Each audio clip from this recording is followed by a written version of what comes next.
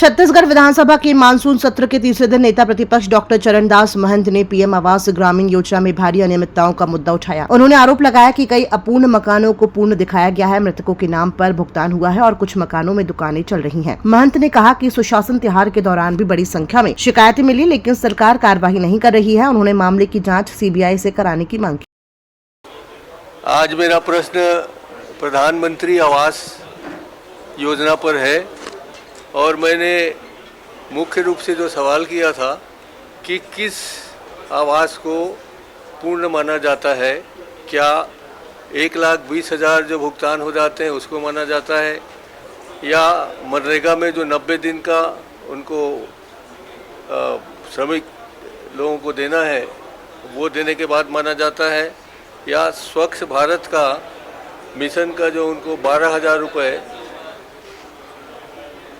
शौचालय बनाने के लिए दिया जाता है तो माना जाता है। क्योंकि ये निर्देश केंद्र सरकार से है कि जब तक मनरेगा का उसमें श्रमिकों का योगदान नहीं होगा, उसका भुगतान नहीं होगा और जब तक शौचालय निर्माण नहीं होगा, उन आवास को पूर्ण आवास नहीं माना जाएगा।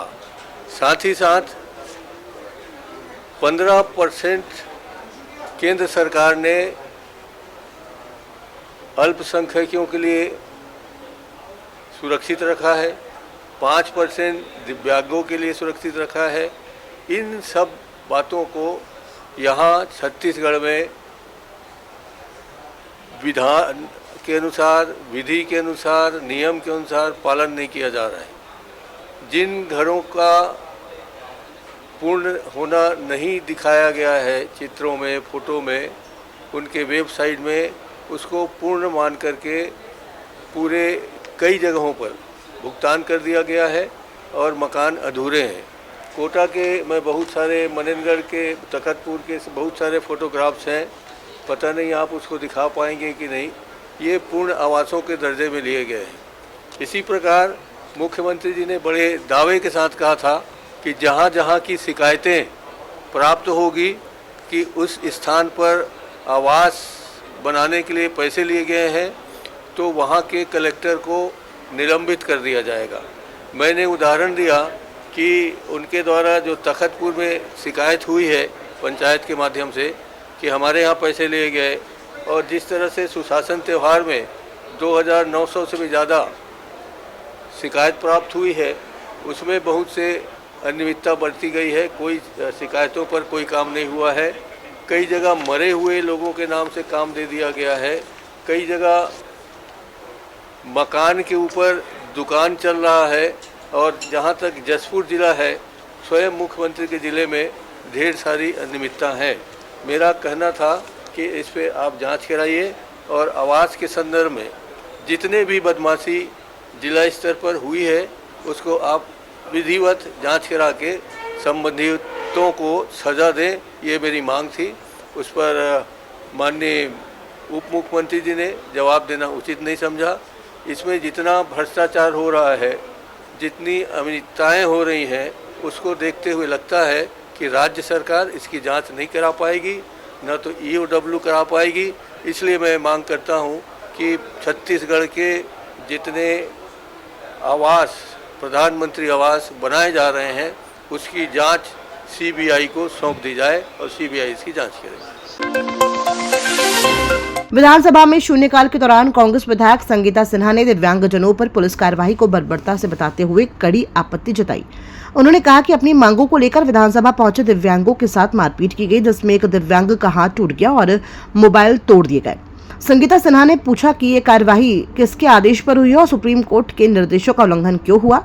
उन्होंने दोषियों पर कार्रवाई और दिव्यांगजनों की मांगों को पूरा करने की मांग की। दिव्यांगजन जो कुछ मांगों को लेके विधानसभा घेराव के लिए आए हुए थे और उन्होंने विधानसभा के बाहर बैठ के अपनी मांग को लेके कुछ बात रखना चाह रहे थे, लेकिन यहाँ पुलिस प्रशासन बर्बरतापूर्वक उनको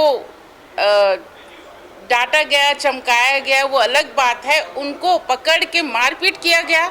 एक मुंगेली की जो लड़की है उसके हाथ भी टूट गया है, साथ में कपड़ा भी फट गया है, उसके साथ साथ उनसे मोबाइल से छीना झपटी किया है, मोबाइल भी छीन लिया गया है। ऐसा ये कार्य पुलिस प्रशासन कर रही है, किसके आदेश अनुसार कर रही है? क्यों कर रही है ये वो ही बताएंगे। मैं बस इतना चाहती हूँ कि सुप्रीम कोर्ट का भी आदेश है कि कोई भी अगर पुलिस है वो किसी के ऊपर हाथ नहीं उठा सकता। अगर वो हाथ उठाया है तो ये सुप्रीम कोर्ट का भी उल्लंघन है, साथ में संविधान का भी उल्लंघन है। हम ये चाहते हैं, मैं ये चाहती हूँ कि उस पर तुरंत कड़ी से कड़ी कार्रवाई हो जो उनके ऊपर हाथ उठाए हैं, और ये उल्लंघन विष्णुदेव साय इसको तुरंत संज्ञान में ले, तुरंत उनके ऊपर कार्रवाई करे और तुरंत उन दिव्यांगजनों की मांगों को सुने। अगर मांग पूरा नहीं कर सकते, लेकिन इस तरह का व्यवहार करने का अधिकार इनको नहीं है। विधानसभा में बिजली दरों में वृद्धि को लेकर विपक्ष ने स्थगन प्रस्ताव लाया, जिसे अध्यक्ष ने खारिज कर दिया। हालांकि मुख्यमंत्री विष्णुदेव साय के वक्तव्य के बाद नेता प्रतिपक्ष डॉक्टर चरणदास महंत ने उनका आभार जताया। महंत ने कहा कि आम उपभोक्ताओं और किसानों पर ज्यादा भार डाला जा रहा है, जबकि बड़े उद्योगों से अपेक्षित वसूली नहीं हो रही। मुख्यमंत्री की गंभीरता से विपक्ष कुछ हद तक संतुष्ट नजर आया। आरोप लगाने का अर्थ ये है कि हमारे उपभोक्ता लोग परेशान हैं बिजली बिल के दरों से, और बिजली बिल में जिस ढंग से बड़े बड़े लोगों से पैसे वसूल करने के बजाय बड़े बड़े औद्योगिक घराने और प्रतिष्ठानों से जो पैसे बचे हैं, नगर निगम, नगर पालिका, इन सब का वसूल करने के बजाय, बिजली लॉस को पैसा वसूल करने के बजाय आप उन लॉस को हमारे उपभोक्ता और किसानों पर ठोक रहे हैं। मगर जिस ढंग से माननीय मुख्यमंत्री जी ने उसमें ध्यान देने की बात कही है, जिस ढंग से उन्होंने कार्य जो घर पर ऊर्जा, सूर्य ऊर्जा की बात कही है, उन बातों से मुझे लगा कि ये ध्यान दे रहे हैं, और हमारे स्थगन पर माननीय मुख्यमंत्री जी का जवाब देना, मुझे लगा कि उन्होंने इसको सीरियस माना है, इसलिए मैंने उनको धन्यवाद दिया। विधानसभा में बिजली दरों को लेकर चर्चा के दौरान नेता प्रतिपक्ष डॉक्टर चरणदास महंत द्वारा मुख्यमंत्री विष्णुदेव साय को धन्यवाद देने पर मुख्यमंत्री ने शालीन प्रतिक्रिया दी। उन्होंने कहा कि अच्छे कार्यों में पार्टी पॉलिटिक्स नहीं देखी जाती। जिन्होंने धन्यवाद दिया उन्हें मैं भी धन्यवाद देता हूँ।